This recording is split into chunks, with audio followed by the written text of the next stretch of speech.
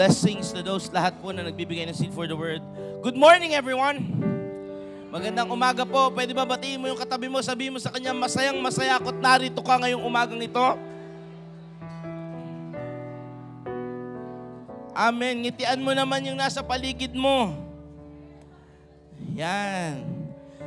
Again, good morning to everyone. Matthew chapter 12.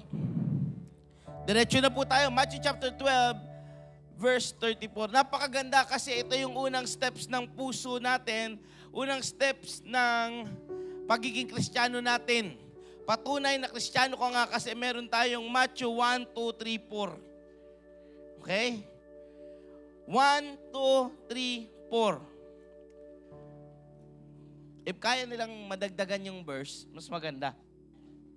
Yan. Alright. Babasahin ko na po dito. 1, 2, 3, 4. Lahat ng nandiyan na, nadagdagan nga po. Sumobrang yung dagdag. Alright. For out of the overflow of the heart, the mouth speaks. But the things that come out of the mouth comes from the heart. And this makes a man unclean.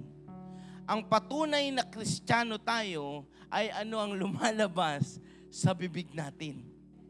Kinikilala ng mundo na may kakaiba sa atin kaya ka isang anak ng Diyos. Kasi sa pananalita mo pa lang, hindi na kailangan makita ang gawa. Kasi alam kagad nila, pag nagsalita ka, alam na ang puso mo. Kasi pinaglaruan na ng isip, pumasok na sa iyong puso, at automatic kapag naglaro na sa puso ng tao yan, lalabas sa kanyang bibig, automatic laging nilalaro ng isip, ginagawa. Kaya sa salita pa lang, kilala ka na. Ngayong umaga pong ito, the power of words ang ating pag-aaralan.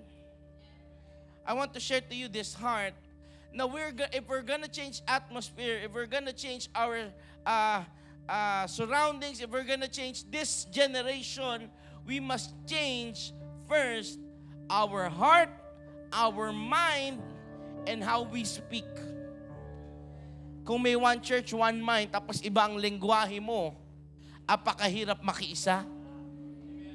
Kapag kaiisa ang espiritu ng lahat, dito kami sa kanan, tapos ikaw kaliwa, ang hirap makiisa.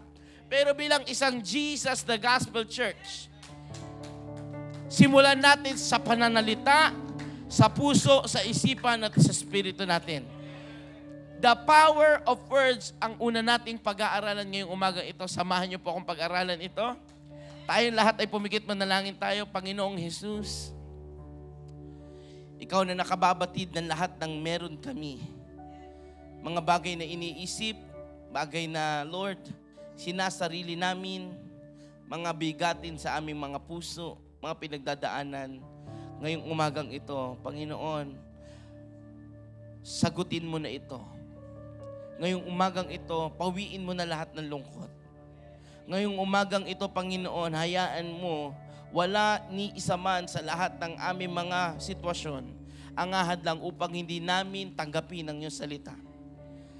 Lord, let us have a pure heart, a clean mind. Lord, a spirit that wants to hear from you. Salamat, Panginoon. Hayaan mo habang nangungusap ka sa amin, maalala namin gaano ka naging mabuti, paano ka tumutugon, paano ka nangungusap. Kahit, Lord, hayaan mo lahat ng mahinay lalakas. Lahat ng malungkot, Lord, bibigyan mo ng kagalakan. Bibigyan mo ng kapayapaan, Lord, na nasa kagulumihanan. Salamat, Panginoon. Itago mo lamang ako sa iyong likuran at ikaw lamang ang maitaas. Pagkaisahin mo kami. At Lord, lalabas kami sa lugar na ito, pinalakas at pinagtagumpay mo na. Higit ka na naming minamahal kaysa sa aming pagpasok. Ikaw lagi ang maluwalhati. Ikaw lagi ang maitaas sa pangalan ni Jesus. Ang lahat ng anak ng Diyos magsabi ng Amen and Amen. Malakas sa palakpak sa Panginoon. We can all be seated in the presence of the Lord. May question po ako kasi kanina, nasa likod ako, lalo dyan sa left side. Naririnig niyo po ba ako dyan na malinaw? O mahina? Wala? Okay lang? Kailangan ilakas. Ayan. mahina dito sa left side kasi dumaan po ako kanina. Kaya naman, wala magkwentuhan. Isa po ako sa mga nangangaral na hindi matagal. Okay? Kaya, nawa, makinig tayong mabuti. Title po na ating pag-aaral ngayon is The Power of Your Words. Kapangyarihan sa mga sinasabi natin. Naniniwala po ba tayo na ang salita ay nakapagbabago? Ang sabi na salita ng Diyos, your words, the power of life and death is in your tongue. Ay nasa iyong mga sinasabi. Ito'y nakakapagpabuhay o nakakasira ng buhay. Sino dito naniniwala doon? At madalas, walang kinalaman yung hearer's end. Ano ba yung hearer's end? Yung side kung saan yung nakikinig.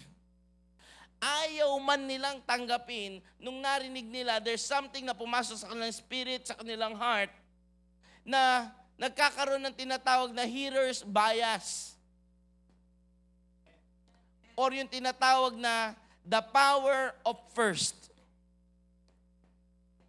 Ayan. Pag-aralan natin to. Gusto niyo bang pag-aralan natin to ngayon? Okay. Sa magkakapatid, meron laging paborito. Nakakalungkot man, pero totoo yun. Totoo yun.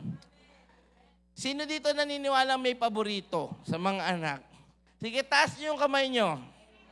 Yan. Doon sa mga hindi naniniwala, praise God. Baka solo child ka. O kaya naman, ay talagang ayaw lang ipakita ni mama at papa sa'yo, sobrang gagaling ng yung mga magulang. Or, si mama at si papa, kapag ikaw ang kaharap, ikaw ang favorite. Kapag ikaw ang kasama, basta huwag mo sasabihin sa ate mo, ikaw ang paborito namin. Kapag si ate naman, alam mo namang ikaw ang paborito namin. Huwag mo sasabihin sa bunso para magagaling sila. Minsan, pag nag-aaway ang magkakapatid, nakikinig po kayo, kahit mali yung unang nagsumbong, siya tama. Hello? Sino dito nakaranas na ng ganyan? At ang nanay, ang tatay, naapektuhan agad? Hindi, kahit ano ba paliwanag mo, mali ka na. Kahit hindi ako po'y sunog ang mukha eh. Hindi! Ako yung hinampas, ma, hindi totoo yan. Siya yung unang umiyak. Hello? At yun yung problema sa marami, ay minsan, wala naman talagang kinalaman yung nakapakinig. Wala siyang alam. Nadamay lang siya dahil sa maling salita. Sa maling mga sinabi. Hindi yun pananagutan nung nakapakinig. Pananagutan ng may sinabi. Kaya bilang Kristiyano, importante sa atin ang katayuan ng ating puso dahil from our heart, we speak. Now, we need to change the way we speak, we need to change the words that we use, and we need to change the way we say things. Kailangan baguhin natin po yung mga pagpili ng salita na meron tayo. Mark 11:23. Yan. Praise God. Truly, I tell you, if anyone says to this mountain, go throw yourself into the sea, and does not doubt in their heart, but believes that what they say will happen, it will be done for them. Gusto ko pong malaman ninyo, nung sinabi ni Lord ito, may dalawang bagay. Bago niya sabihin ito, sa itaas po na verse niyan, merong nakitang fig tree si Lord. Kasi ang sabi ng Biblia, at pagtapos niyang mangaral, nakakita siya ng isang puno ng igos. At nung nakita niya itong puno ng igos na ito, sabi niya, nagutom siya at naghanap siya dahil ito'y malago. Can you say malago? Nakita niya ito'y malago. Nakita niya, sabi niya, baka may bunga, pinuntahan niya. At nakita niya, wala.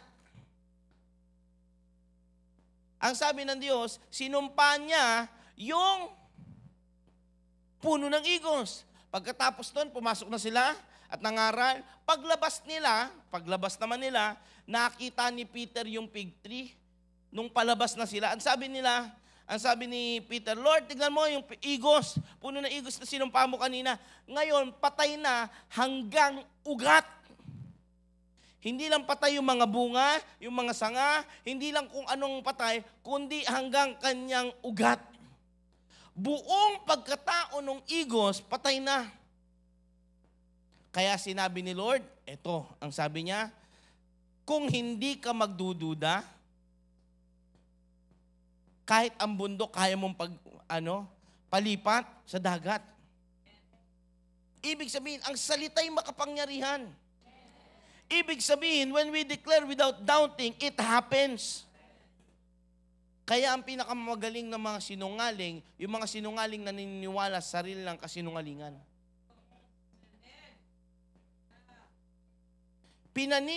Pinaninindigan nilang totoo. Alam niyo po, may tinatawag na pathological liar. Ibig sabihin, in earth sa kanila, naturally, kusang walang choice kundi magsinungaling. Nagkaroon po ako ng isang membro na ganyan. Hindi inborn. Naging habit, tumatak hanggang ugat. Walang naninita, walang pumuputol ng mga maling gawa, maling salita niya. Nakakalungkot. Alam niyo po anong dahilan? Una, sabi niya, huwag niyo na lang alamin kung sino, ha? Sino kaya yung pastor?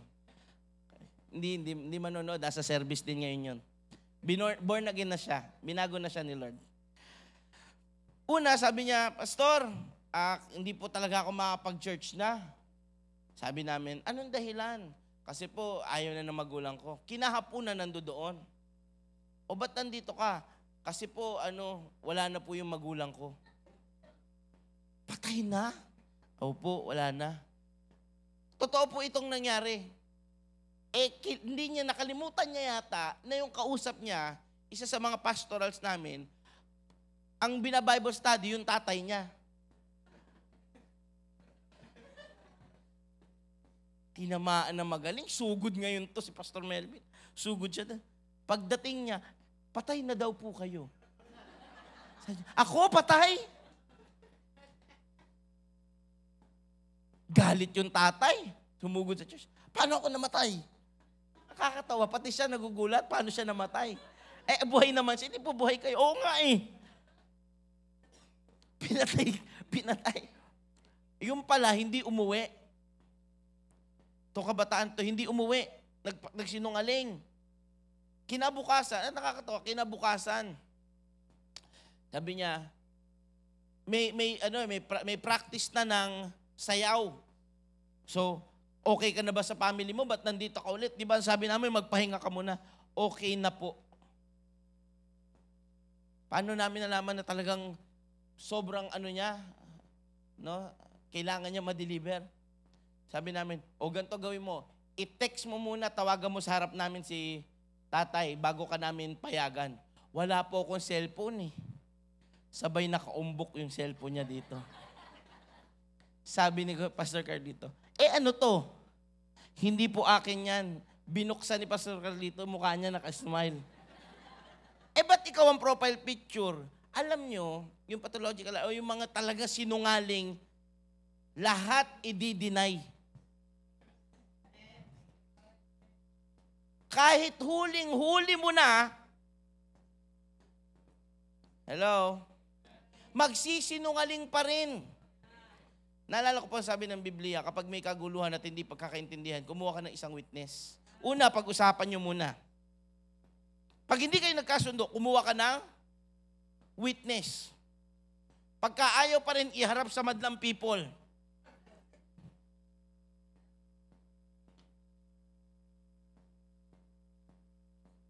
Ngayon po, gusto ko makita ninyo yung istorya, naintindihan nyo may talagang mga taong sinungaling, may talagang taong gustong pumatay. Parang gawa ng kaaway yun. Parang gawa ng kaaway yun. Nakita nyo? Sumira, magnakaw ng katotohanan, at pumatay ng buhay. Demonyong-demonyo, no? Eh kasi si Satanas, tinawag na father of lies. The only power he has is to deceive. Naalala nyo sa Genesis? Wala siyang kapangyarihang ginamit. Kasinungalingan lang.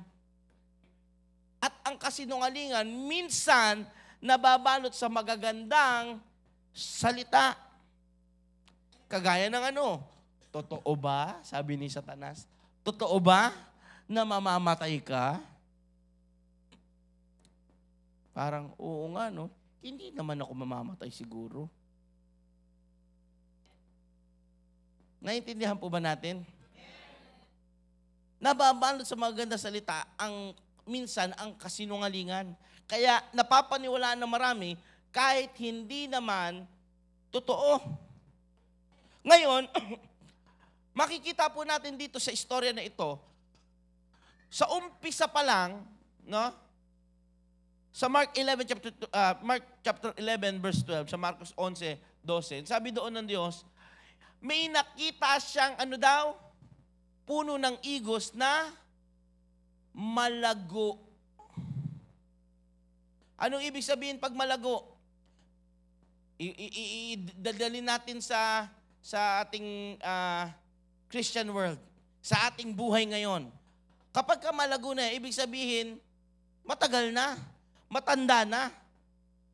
Ibig sabihin yan, kumbaga sa atin ngayon, marami ng ministry, marami ng experience, marami ng napagdaan ng mga ginagawa kay Lord, naging part na ng usher, marshal, maintenance, media, song lead, lahat ginawa niya na. Lahat nagawa niya na sa paglilingkod. Nag-lead na ng department, naging bahagi na ng core, naging ganito na, naging design na, naging kung ano-ano nang nangyari at nagawa. Malago. Pero ang nakakalungkot, ano daw? Walang, ulitin nga natin, parang walang nakikinig. Walang bunga. Hindi pwede na walang bunga ang isang tao. Alam niyo po, ang sabi ni Pedro, Jesus, sinumpa mo, hindi naman niya panahon. Intindihin niyo po, basahin niyo lang po yung story. Hindi niya panahon, at natural yon. Ayan, sabi niya, because it was not the season for figs. Hindi talaga panahon ng bunga ng igos. Kaya natural lang, pero si Jesus pala, ang bunga mo, hindi pwede kung kailan ka lang ginagamit. Parang wala akong kausap. Hindi porke may platform ka, hindi porke nandoon ka sa ministry, may bunga ka.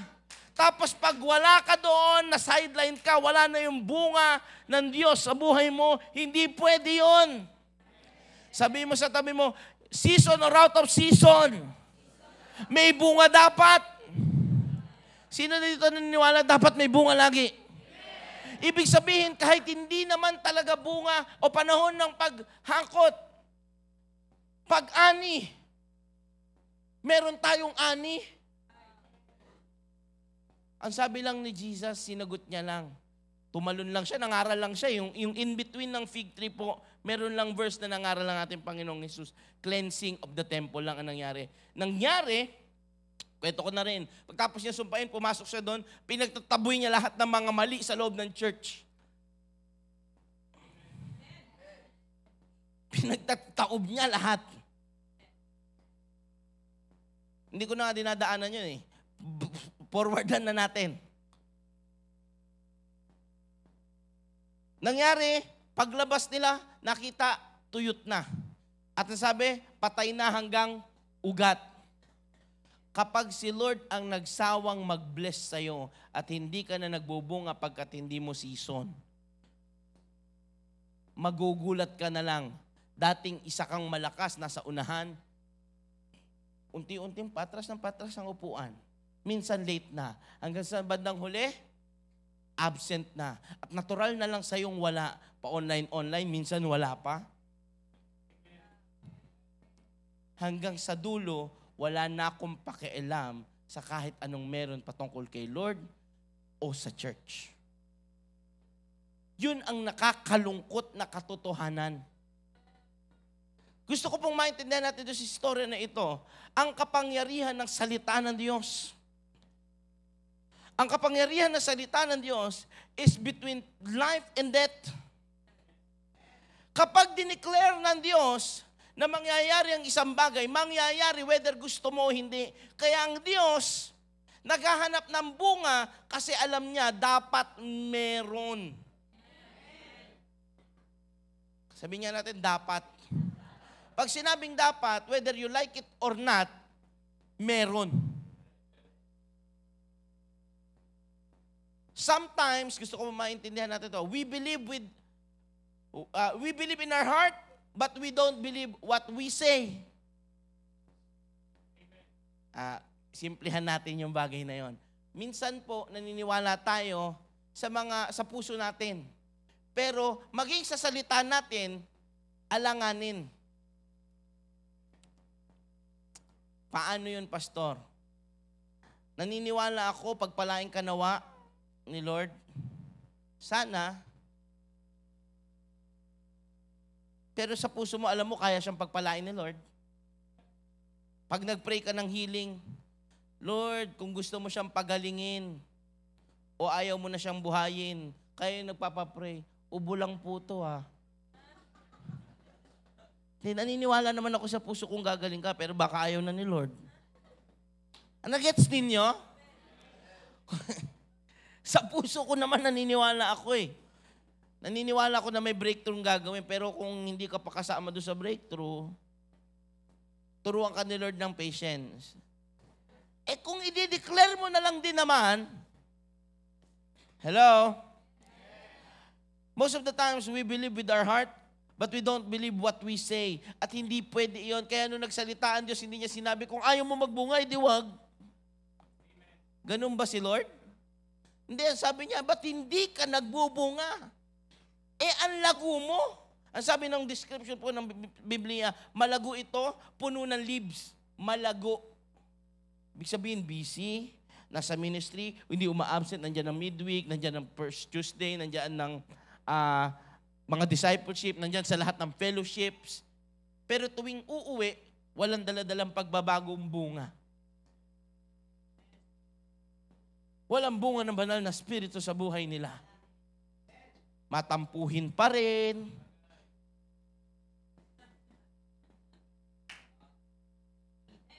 Sabi mo nga sa katabi mo, i-array mo nga yan.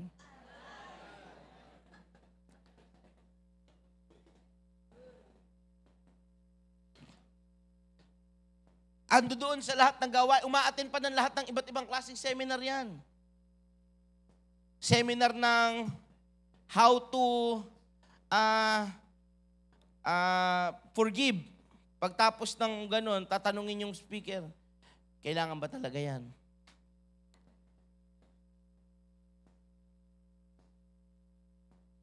Atin ng love, courtship, marriage. Paglabas na paglabas, paano ko kaya hiwalayin ang asawa ko? Umaatin ng seminar o mga fellowships patungkol sa pagmamahal sa magulang. Ayoko na talagang uwi sa... Kaya pagtapos ng gawain, paglabas, saan kaya ako pwede tumambay? Ayoko sa bahay? May kausap pa po ba ako? What we say creates. What we say creates. Gusto ko pong maintindihan natin. Bakit nakakagawa yung ating mga sinasabi? No? Kasi we are created in the image of God. We have authority to create because we are created in the image of God. Higit sa lahat, sabi ng Numbers chapter 23 verse 18, ano daw yon? Hanggat ako'y nabubuhay, idinideklara ng ating Panginoong Diyos. Hanggat buhay ang Diyos, sabi niya, hanggat buhay ako, gagawin ko sa inyo ang mga naririnig kong isinasabi ninyo. binabanggit ninyo. Kaya kung ang ibinabanggit mo ay buhay, pagpapala, kalakasan, mangyayari. Pero kapag ang mga salita mo ay mga negatibong bagay, naririnig din ng Diyos yun, hindi siya bingi sa ganung bagay. Mga paninira, mga bagay na masasakit, mga bagay na nakaka-discourage, nakakapagdulot ng kaguluhan, ng confusion.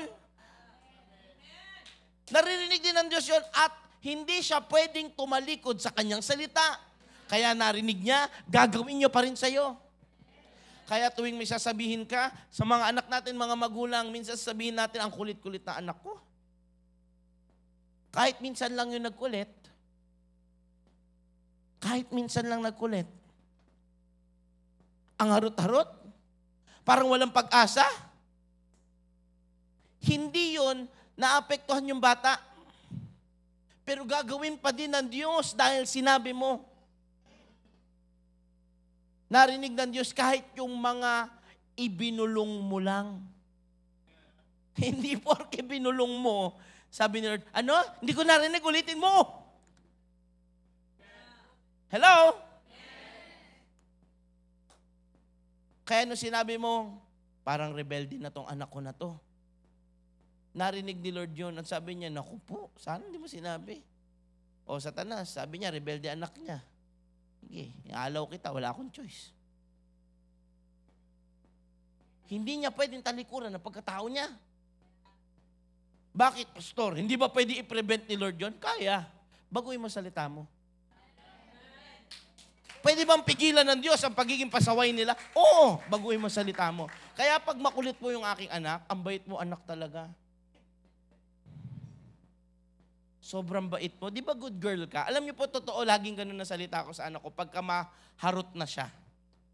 Di ba good girl ka? O you listen to daddy. Kapag ayaw magpasaway, hindi ko sasabihan ng negative, palo. Totoo po yan. Siyempre, ayaw niya na magpaano eh, kahit mabuti na eh. Di, malaman niya na may consequences ang kamali ang ginagawa. Yun ang problema sa marami ngayon. Dahil hindi na nila parang gusto-gustong paluin ni Mama Isbeth yung mga anak niya. Yung pagkapalakpak ni Mama talagang, Lord, mamaya may 2x2 ako. Na-miss ko nang hawakan yon. Mukhang maglagay na kayo ng mga karton sa pet niyo mamaya. Anyways,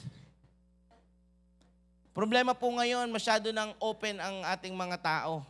No, mga tao ngayon, hayaan mo na, ganyan. Sabi ng Biblia, ang isang batang hindi mo pinalo, paiiyakin ka pagtanda. Kaya naman, yung kung meron pong mga uso na kasi yung ano ngayon, yung bantay bata, yung child abuse, hindi sila ang yan? Final authority natin. Ang authority natin galing kay Lord. Ano yun? Nasabi ng Biblia, kapag ang isang bata hindi mo kinorek sa pagtanda nila, lalayo sila sa Diyos, magiging pasaway sila sa iyo at ikay paiyakin yan. I-correct mo muna ng yung mga mabubuting salita. Pag ayaw pa rin, pasaway pa din, I'm pro-palo. Consequence po talaga yun eh. Sino dito mga napalo? Sige nga, yung napalo, taas ang kamay. Di ba matino naman buhay mo?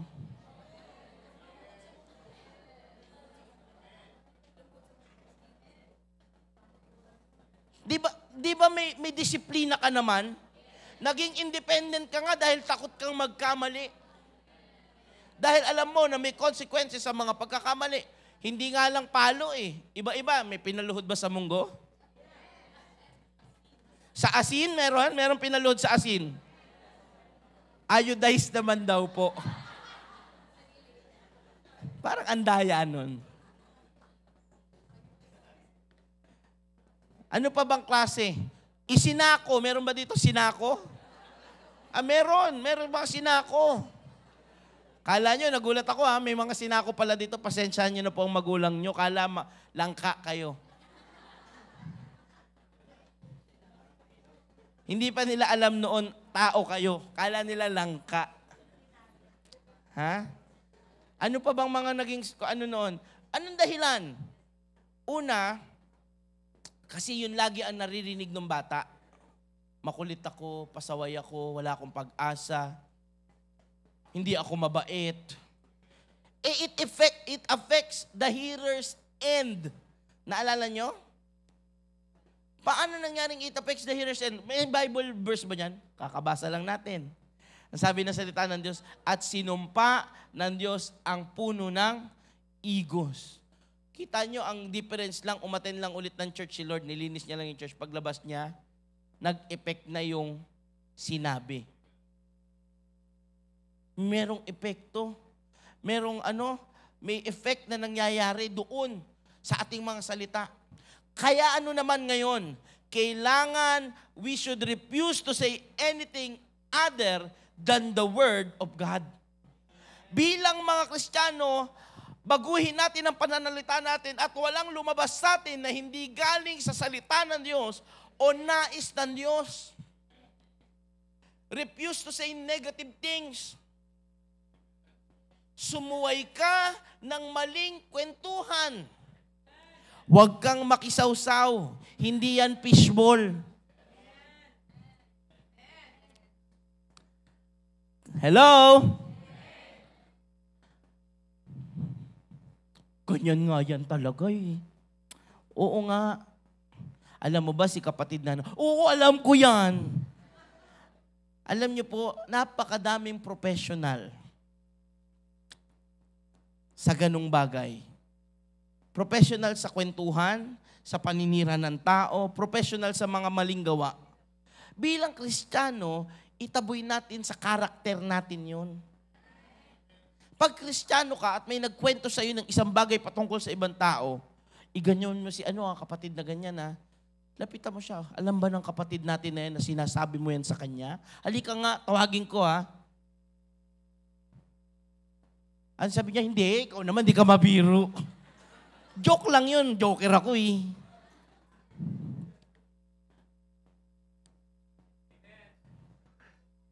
Parang ayaw nang umimin ng iba.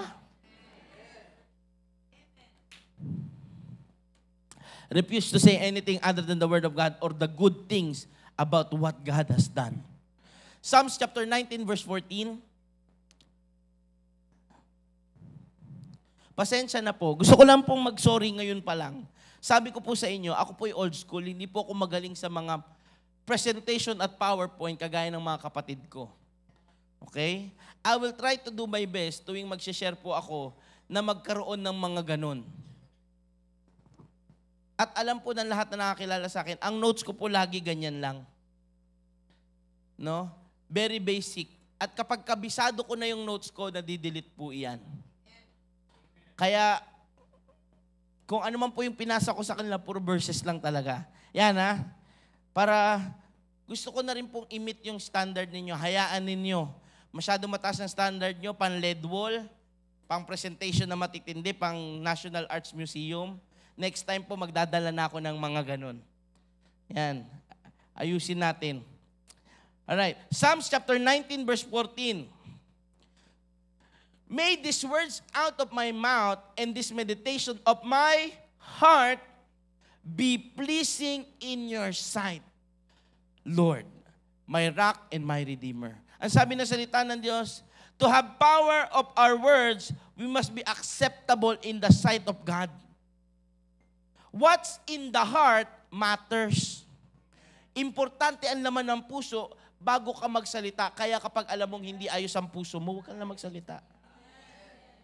Makakasakit ka lang, makakatisod ka lang, hindi naman po yung tao na yun na matitisod. Pero kasiraan ng ibang tao, bandang huli, pati siya, galit na doon sa tao na yun at nagtataka rin siya, ba't nga ba ako galit sa'yo?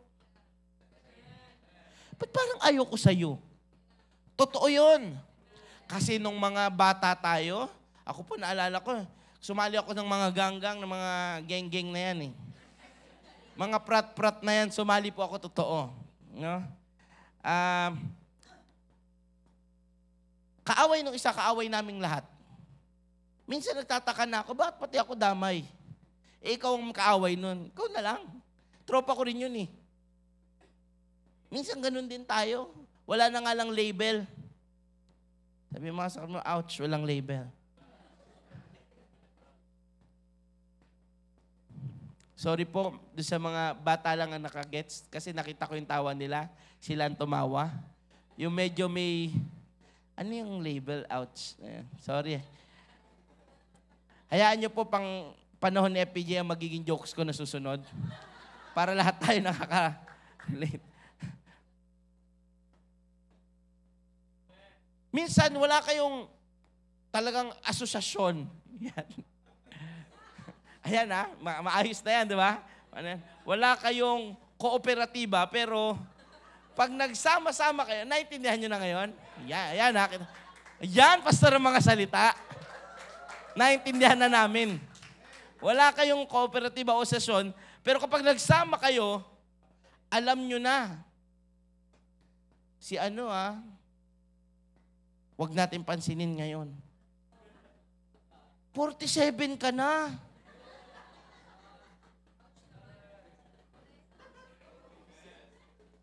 50 ka na, oh. Ganun pa din. Ano ka, high school? Kasi hindi siya magandang kasama. Ba't hindi mo sabihin? Sa kanya diretso. Sabi mo, kapatid, natisod ako nung last time. Sorry, nasaktan ako, pero mahal kita. Anong mawawala? Sabi na salita ng Diyos, open rebuke is better than secret love. Mahal ko siya, pero wag natin munang pansinin. Hindi totoo yun. Sa demonyo yun. Mahal mo pala eh. Di sabihin mo sa kanya, mahal kita kapatid. Nakita ko ugali mo ganito, baguhin natin. No? Ayoko malaman na ng iba, ako na lang. Hello?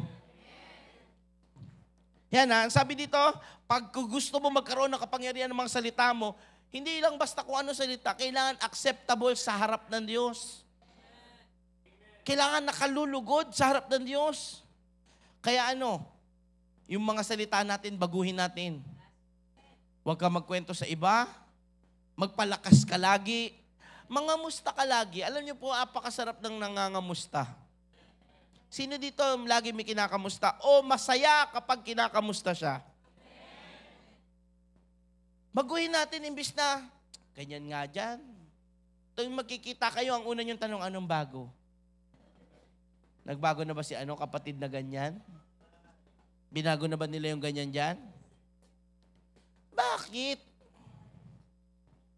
Naalala ko po, lagi sinasabi ni daddy sa amin, ng aming mami, huwag niyong pagkwentuhan kung wala kayong solusyon. Pag hindi niyo susolusyonan, huwag niyo na lang ding sabihin. Kasiraan, hindi galing sa Diyos, sa demonyo yan. Payag ka, nagpapagamit tayo sa demonyo. Bakit? Kristiyano tayo. Dapat nakikita sa atin ang salita ng Diyos.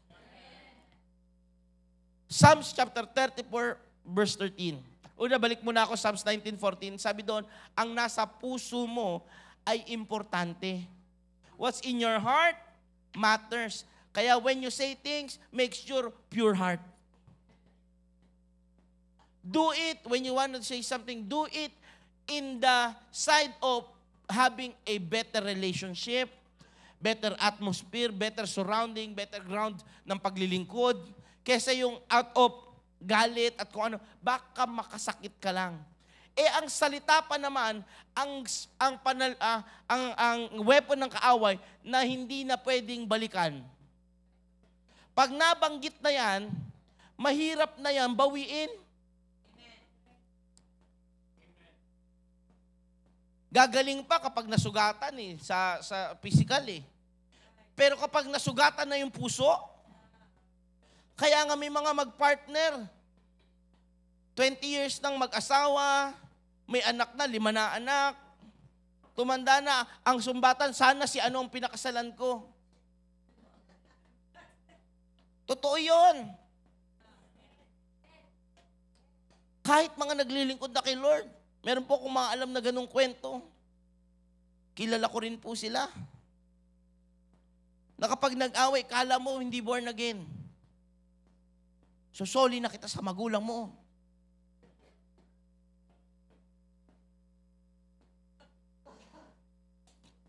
sila magsusumbatan. Kaya pagkagalit, pagka merong hindi pure sa heart, manatili tayong tahimik. Isa sa naging karakter ng ating Panginoon, ng ating Diyos, ay yung manahimik. Dahil kung wala siyang solusyon, hindi muna siya magsasalita. Kaya po may 400 years gap ang Malakay to Matthew. Kasi kung nagsalita siya, pagkatapos ng Malakay, baka puro sumpa ang inabot nating lahat.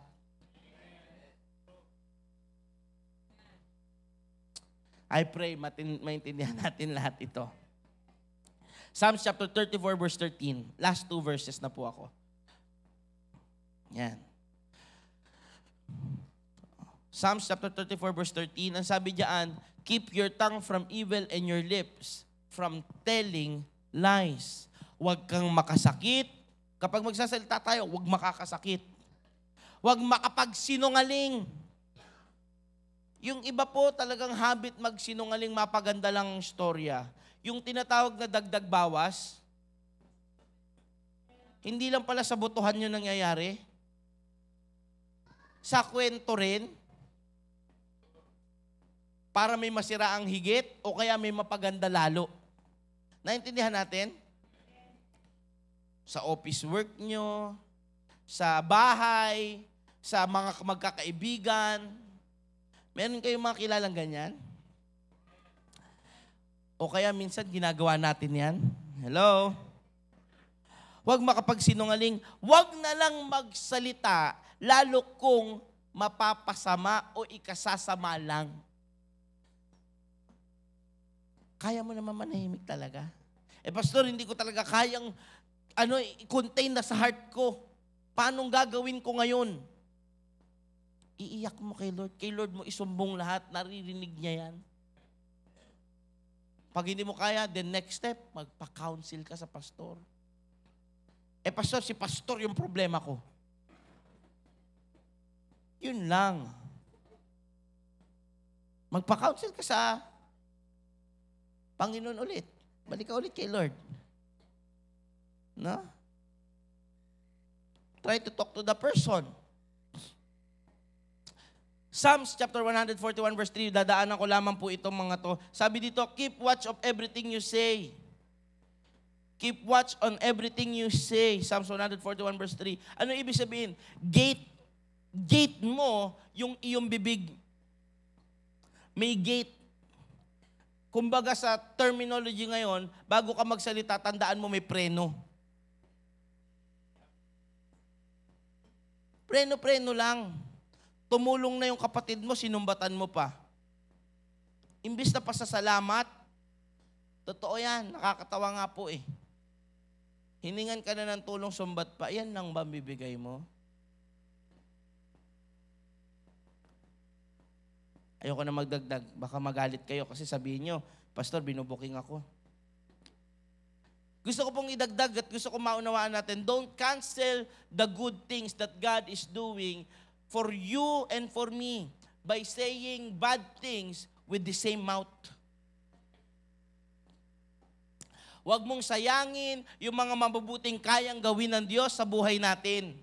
Sa magitan ng paninira, pag-angat sa sarili, pagmamagaling, pagkikwento ng mga mali, ng mga kasinungalingan, huwag mong cancelin ng mga mabuting kayang gawin ng Diyos sa pamagitan ng pagsasalita sa parehas na bibig na gamit mo. Hello? Sayangin na natin ang lahat ng bagay na hindi naman karapat-dapat sa harap ng Diyos. Sayang yung panahon na hindi mo inuman yung mga kababata mo, hindi ka nakapunta ng reunion ng mga kaibigan mo nung hindi ka pa na kay Lord. Sayangin mo na lahat ng yun. Mga panahon na yon. Okay na yon, sayangin. Huwag mo sayangin yung mga pagpapalang dapat ibinibigay sa iyo ng Diyos, pero mali ang puso mo, kaya ang mga sinasabi mo mali rin. Hello? Proverbs 15:28, think carefully before speaking. Weigh what you say righteously. The heart of the righteous weighs its answers, but the mouth of the wicked gushes evil. Ang mga nasa kaaway, mga masasamang tao, walang pakundangan yan kung magsalita. Yun ang katotohanan. Lahat may nasasabi.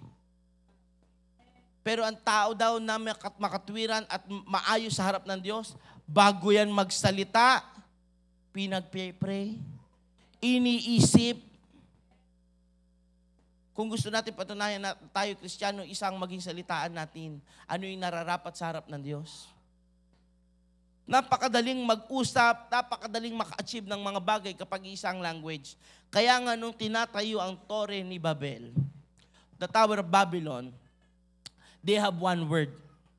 Ang sabi ng Diyos sa kanila, maa-achieve ng tao ang lahat ng gusto nilang ma-achieve dahil isa ang kanilang lingwahe. Kaya anong ginawa ni Lord para hindi nila magawa iyon?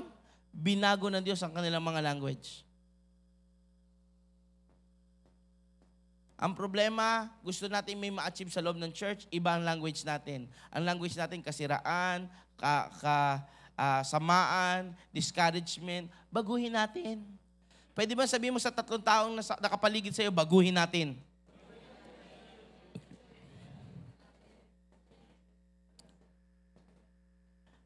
Hindi dapat tayo maging against kahit kanino, kay Satanas lang. Kaya kapag against ka sa tao, tinuturing mong si Satanas siya. Wala nang umamen. Hindi ka pwedeng maging against sa kapatid mo, naglilingkod din kay Lord.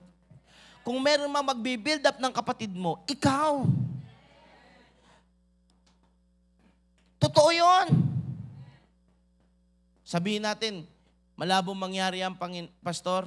Parang si Lord lang talaga makakagawa. Siya lang talaga kapag siyang nasa puso mo.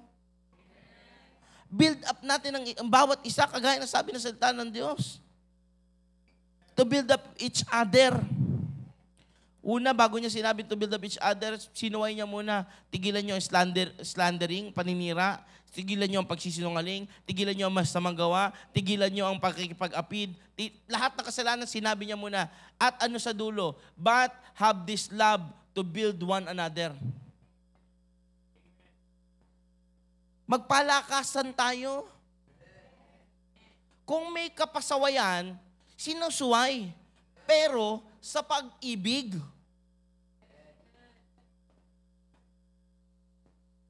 Hello? Minsan, gusto natin, sabihin yung totoo, pero gusto nating makapanakit. Alam niyo po ba na ang katotohanan masakit na? Hindi mo na kailangan manakit para sabihin ang katotohanan. Dahil ang isang tao, pag narinig ang katotohanan, sapat na yun para baguhin siya. At siya na magdi-decide, basta ikaw, hindi mo siya sinaktan, narinig niya lang yung truth galing sa iyo. Amen. Romans 10:10. The heart believes, but the mouth is the one to confess for completion. Ano daw? Sa puso naniniwala, pero ang bibig natin ang tumatapos, kaya nangyayari ang gustong pagawa ng Diyos. For it is with your heart that you believe and are justified, and it is with your mouth that you profess your faith and are saved. Ang kumukumpleto, hindi lang pwedeng nasa puso, pero ang salita mali. Ang kukumpleto, ano daw? Maging yung salita mo. Kaya pagiging Kristiyano natin, hindi na kukumpleto lang sa basta alam ni Lord yung heart ko. Nakikita sa mga salita. Kaya hindi mo pwedeng masabi na nagpupuri ako kay Lord, grabe, alam ni Lord yung heart ko, pero nakatunganga ka lang. Hindi kumpleto. Kasi kung galing talaga sa puso, it will come out in your mouth. Talagang kung ang heart mo talaga is to encourage someone, hindi pwedeng, Lord, alam mo naman yung heart ko, ma-encourage sana siya. Ang hirap kapag positive things ang sasabihin na. Pero pag negative things, hindi na pinag-isipan, basta-basta pa. Hello? Sabihin nga natin, sa katabi natin, baguhin natin. Tignan mo yung nasa harap, nasa likod mo, sabihin mo sa kanya, baguhin natin.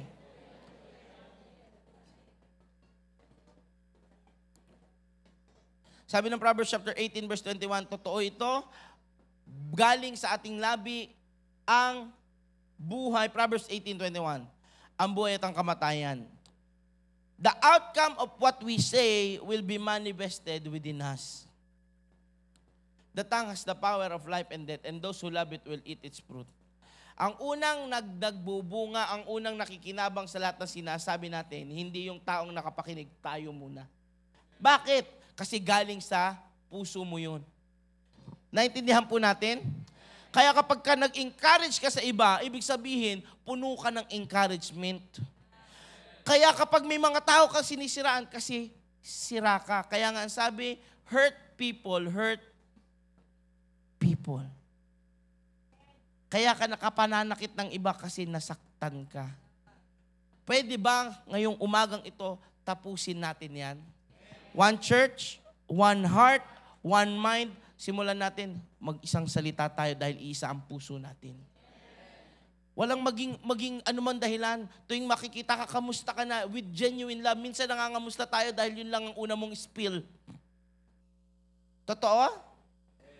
Dahil hindi mo alam paano simulan yung conversation, kaya ang una mong salita lagi, uy, musta na? Para lang may start yung conversation.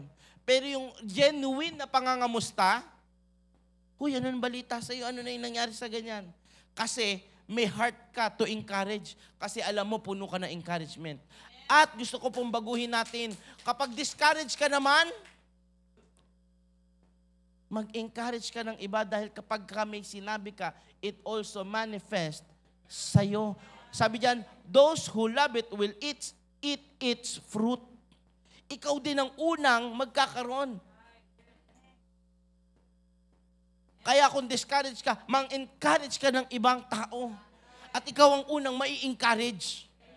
At napatunayan na yan ng mga naglilingkod kay Lord. Hindi lagi kaming masaya, malakas, na kaya mag-encourage. Pero sa oras na nag-pray na kami, maya-maya, okay na rin kami. Nag-encourage kami, nag-counsel kami ng tao. Hindi namin alam paano kasi pinagdadaanan din namin yung pinagdadaanan na kina-counselan namin. Maya-maya kami din, kinausap na ng Diyos. Hello? Kaya naman kapatid, tigilan natin ang negativity, tigilan natin ang mga maling salita na obvious lang ang puso mo. Nalalaman lang kung sino talaga ang pagkatao mo. Isaiah 59:21. Ang covenant ng Diyos sa mga anak niya, sino ito anak ng Diyos? Amen. Ang sabi nito, as for me, this is my covenant with them, says the Lord. My spirit who is in you will not depart from you. Ang Espiritu ng Diyos nasa atin lagi hanggang kunin tayo ng Diyos. Pangalawang covenant niya pala to sa atin. And my words that I have put in your mouth. Kailangan makita na ang salita ng Diyos ang laging nasa bibig natin. That I have put in your mouth will always be on your lips, on the lips of your children, and on the lips of their descendants. From this time on and forever, dapat hindi nababago. Ang anak ng Diyos, may salita ng Diyos na namumutawi sa kanyang mga labi. Hindi pwedeng kwento lang. Totoo. And I pray, baguhin natin ang atmosphere tuwing nagkikita tayo. Sabi ko nga po sa inyo, I'm trying my best baguhin yung mukha ko kung pwede kong pa-surgery itong noo ko. Papa-surgery ko to eh. Kasi po natural look ko para akong bulldog, kala mo na kasi mangot. Sabi ni mama, ang gwapong bulldog. Aso pa rin yun, ma eh. Sana.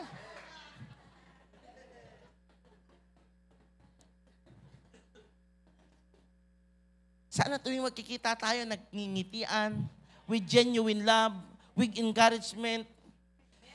And I pray, hindi na sana yon gawin natin. Palakpakan po natin malakas ang ating Panginoon. Naalala ko lamang po as I end, yung istorya ng centurion. Ang sabi ng centurion, Lord, may sakit yung ano ko eh. Kasambahay ko. Sabi ni Lord, alika, puntahan natin. Ano sabi ni centurion? Lord, sabihin mo lang. Sabihin mo lang. Hindi mo na kailangan puntahan. Okay na, gagaling na siya. Ano sabi ni Lord? Wala akong nakitang pananampalatayang kagaya ng sayo. Kaya dahil dyan, magaling na siya. Ang sabi ng Biblia, sa oras ng gumaling yung kanyang alagad, is yung oras na sinabi rin ng Diyos na magaling na siya. Ibig sabihin, hindi delayed kapag sinabi mo ang mga encouragement, ang mga salita ng breakthrough, ang salita ng Diyos. Hindi yun naantahin mo ng 10, 15, 20 years bago dumating, kundi kapag sinabi na ng Diyos at i-declare mo na, andyan na yan. So if we're gonna say things, sasabihin mo, hindi na yung, ang hirap ng buhay na to. Baguhin mo na yon. Hello? Wala na yatang pag-asa. Baguhin mo na yon.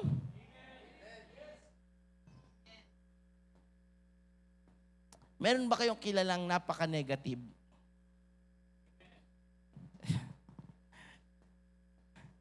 Meron po akong isang kilalang tao na lahat ng bagay na sabihin sa kanya, nagagawa niyang masama. Ewan ko po kung kilala nyo, kilala siyang radio, ano tawag doon? Hindi ko naririnig. Radio ano po? Radio caster o radio announcer. Sorry. Yan.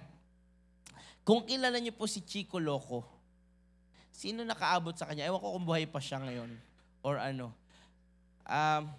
Buhay pa yon malamang. Pero lahat ng bagay, nagagawa niyang negative. Bakit? Kasi isa po siya sa mga naging kaibigan ko. Nakasama ko siya sa ano kami, meron kami reunion mga magkaklase. Isa sa boyfriend ng isa kong kaklase. At na-meet ko siya ulit sa MOA. Nung nakita niya kami, kasama ko pa po nung si Brother Gino, nakita niya kami, lahat ng bagay kaya niyang gawing negative. Lahat ng sitwasyon kaya niyang gawing negative. Nakakatawa siya pakinggan. Kagaya ng ang sakit ng ulo ko, cancer yan. Yung kaibigan ko namatay sa tumor sa ulo. Sobra yung tao na. Tatawa kami kasi parang joke eh. Di ba? Pero ngayon, na-realize ko, walang yato, dinideklaran ng cancer yung katabi ko. Pambihira tong taon to. Nag-declare ng tumor sa ulo ng kaibigan ko. Lahat ng bagay, kaya niyang gawing negative. Nakakatawa lang, minsan pakinggan. Kasi nga sabi ko, di ba, kahit ang kasinungalingan natatago sa magagaling na pananalita. Sa atin ngayon. Yan. Kahit parang magandang pakinggan, kaya matuto tayong magkaroon discernment. Pagka alam mong mali, rebuke mo na. Hindi rin darating sa panahon at pagkakataon na parang may magandang salita pero mali, kung genuine ang heart nating lahat. So I pray, starting today, we're gonna declare things. Pwede ba tayong lahat ay tumayo? Bago tayo magtapos, bago po ako manalangin, I want you to write down, sige po, kung meron kayo, write down 10 positive things that you want to declare in this new season ng JTG.